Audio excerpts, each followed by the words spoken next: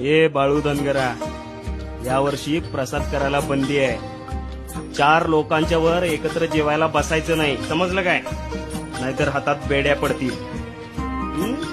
बर बाबा, सरकारी हुकूमच आहे, त्याला आम्ही काय करणार नाही का? आमचं प्रसाद करणं राहिलं. विठ्ठला बीर देवा, प्रभू बाळू धनगर हर साल तुझ्या यात्रेला येतो.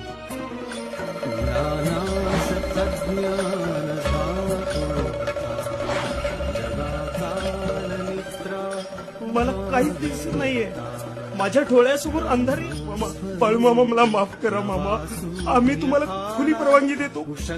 प्रसाद करायचा उषक्कान झाला, उषक्कान झाला, उषक्कान झाला.